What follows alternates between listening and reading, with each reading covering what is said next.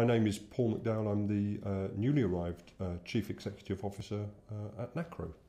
Well, I think my family background is, my mother was a social worker, worked as a Chief Education Officer in Oxford, and so as a family we were always interested in social issues, in issues of justice or injustice, I should say, and always had an interest in diversity, in particular issues related to racism. So my father was Irish, for instance, and when I was a child there was a lot of anti-Irish racism around in this country. So we always had those issues rooted as part of family life, really.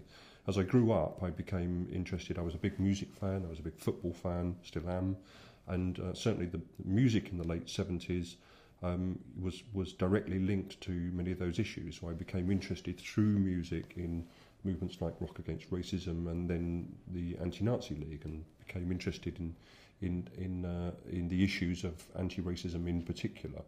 The other thing I should mention is that I also had a family very, very young. So by the time I was in my early 20s, I had 3 children that I was responsible for, and I needed a job. I needed to pay the mortgage. The opportunity to join the prison service was presented, and I joined as a prison officer. Well, I think I bring a big chunk of experience of life at the sharp end of prisons, when the point at which, for many people, not all people, but for many people, they are at their lowest ebb, their lowest point, the point at which, of course, they need to be picked up and they need to be helped and supported and not abandoned by our society. So I bring a very direct, very clear exposure to those issues over a long period of time, which has only reinforced my values and reinforced my belief that we need to work very hard to help those individuals to resettle effectively so that we can reduce likelihood of reoffending. I'm passionate about the issues that we've talked about here today.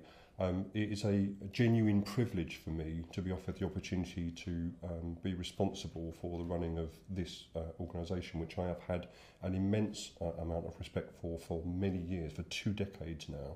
And I'm genuinely flattered that I get the chance to do that.